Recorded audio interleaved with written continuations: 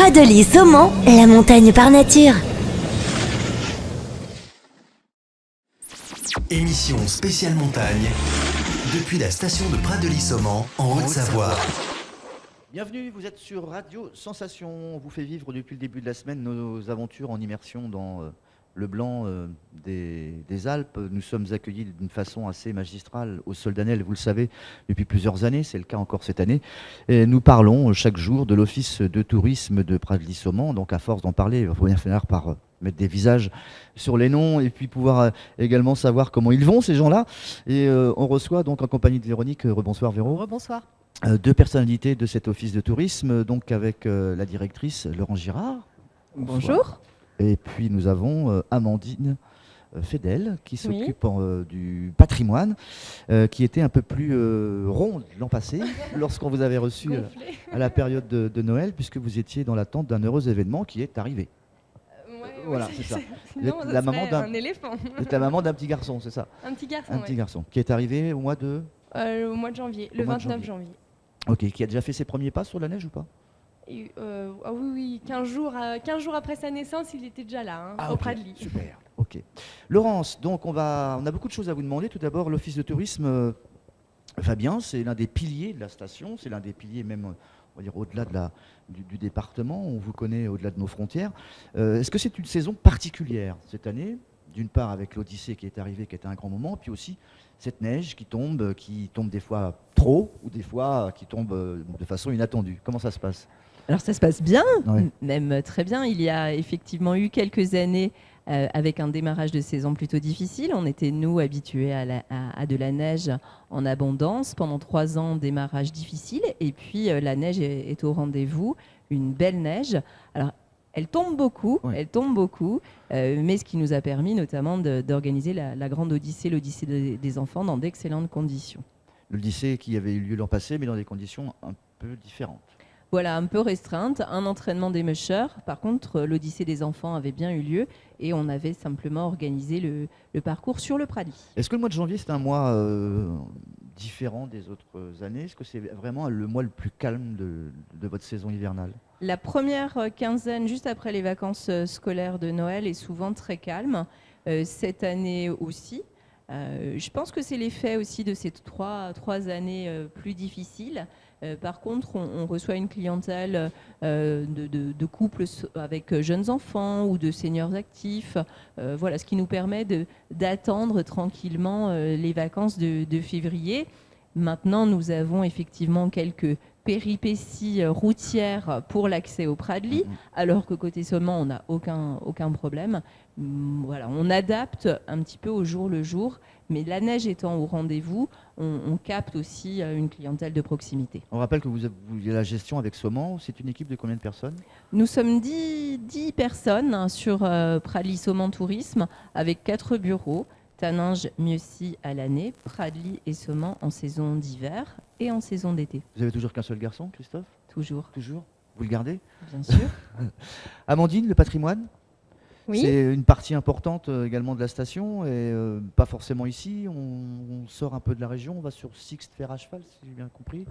Alors, oui, le patrimoine savoyard concerne les pays de Savoie, Savoie, Haute-Savoie, et même on peut partir côté italien. Par contre, pour nous, ici à Pradely-Saumont, Taninges, Mieuxy, il se concentre sur Taninges et Mieuxy.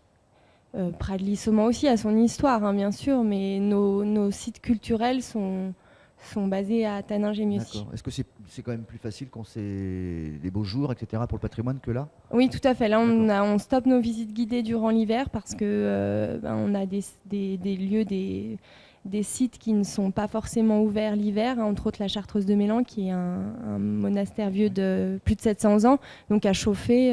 Voilà, il n'est pas forcément chauffé, donc on se concentre sur l'été. D'accord. Véronique? Quels sont les sites justement les plus remarquables que vous faites visiter, alors en dehors de cette neige justement? Si vous deviez nous donner ce qu'il faut aller visiter quand on vient pour la première fois, par exemple, pour ceux qui nous écoutent, parce qu'on est écoutés jusqu'en Normandie, en région parisienne, alors donnez-leur envie de venir.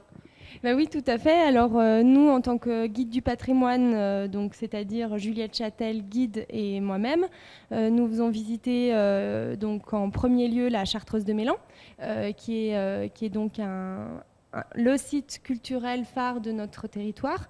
C'est un monastère de l'ordre des Chartreux qui a été fondé en 1291. Et puis il perdure encore, même s'il y a eu quelques petits, on va dire, péripéties dans son histoire. Ensuite, on fait visiter l'église Saint-Jean-Baptiste de Taninges, qui est une église donc assez discrète de l'extérieur, parce qu'il n'y a rien qui... De l'extérieur, rien n'est très attirant, on va dire. C'est un lieu assez sobre. Par contre, quand on rentre à l'intérieur, c'est une église de style néoclassique qui a été restaurée en 2003. Et donc, elle regorge de trompe-l'œil, de dorures. C'est vraiment somptueux à l'intérieur. Il y a des grandes orgues. On a aussi le Carillon, qui est un haut lieu du tourisme culturel à Taninges, qui fait venir énormément de visiteurs. Et puis, on touche aussi pas que les personnes intéressées par le Carillon, puisque, comme c'est de la musique, on l'entend dans un rayon... Jean-Bernard Lemoine dirait dans un rayon de 100 km, mais voilà, en tout cas, Taninges, on entend très bien le Carillon donc durant l'été, essentiellement. On a également la Maison du patrimoine à Taninges, qui se laisse visiter toute l'année, qui est un site assez récent. La Maison du patrimoine, elle s'accorde surtout à faire découvrir l'artisanat local. Les anciennes taillanderies, on a le travail de la menuiserie, les bénisteries, les textiles aussi, puisqu'on a un passé dans les tanneries. Voilà. Et puis, à Mieuxy, on a l'église Saint-Gervais-et-Protet, voilà, de style gothique. Donc une église très particulière qui reste modeste, mais qui a un passé... à découvrir vraiment. Et puis on a également Crocalpe, la maison du goût à Mieuxy, juste à côté du rond-point, qui se visite toute l'année. Et donc là, c'est pour découvrir notre histoire agricole, paysanne. Bien complet comme programme. Hein. Vous avez le choix, si vous voulez pas skier mais visiter, il n'y a pas de souci. À côté de Crocalpe, il y a une petite chapelle un peu... Oui, alors à Mieuxy, on a une particularité, c'est le chemin des chapelles qu'on peut faire à pied, en voiture, en vélo, voilà, durant l'été, mais même l'hiver. Donc on a plusieurs chapelles qui sont pas forcément ouvertes, on peut en demander l'ouverture, mais on traverse les villages et effectivement, il y a une chapelle à côté de Crocalpe. Laurence, comment on devient directrice ou responsable d'un office de tourisme? Est-ce que c'est quelque chose de logique dans votre parcours à vous? Comment vous êtes arrivé là? Alors moi, j'ai fait des études de tourisme et d'histoire de l'art. Donc histoire de l'art, langue, et puis ensuite... Vous êtes du coin? Pas du tout, je suis alsacienne. Je mais j'ai toujours passé mes vacances dans la région et notamment à Mieuxy. Donc les sommets n'ont pas de secret. Pour moi. Et puis après, je me suis orientée vers des études d'aménagement du territoire. Aménagement du territoire, mais plutôt rural. Et donc, pendant quelques années, je me suis occupée du développement des hébergements gîtes de France, en Haute-Savoie. Et puis, j'avais envie de prendre une direction et de rencontrer un petit peu plus précisément le monde des offices de tourisme. Ça remonte à combien de temps? À 10 ans. 10 ans que vous êtes ici? Ça se fête ou c'est déjà fêté? Ça s'est fêté, mais après de l'Issomment Tourisme, on fête beaucoup à toute occasion. On fait des choses chaque jour. Petite nouveauté cette année sur l'office? Qu'est-ce qu'il y a de nouveau dans le programme, ou on est resté un peu classique? Alors on est resté classique, mais il y a toujours des conférences supplémentaires, il y a des animations. Alors on a développé les animations Wing Jump, on les avait déjà, mais on fait du snook. On a le nouveau vélo là aussi. On fait du fat bike, voilà, c'est de plus en plus développé. Et puis on a mis en place une nouvelle carte des itinéraires piétons-raquettes, fat bike et trail blanc, qu'on appelle la carte des voies blanches. Donc ça, elle est sur le web et en version papier, elle va arriver. Quelques secondes, parce qu'il ne nous reste plus beaucoup de temps. Vous parliez de restrictions de route. Vous pouvez nous redonner les heures d'ouverture selon les jours pour venir monter à la station? Alors en semaine, la route est ouverte pour monter au Pradly, entre 7h30 et 9h, et puis entre 17h30 17h et 19h30. Ce vendredi, on ira jusqu'à 23h. Et ce week-end, l'accès se fera de 8h à 23h.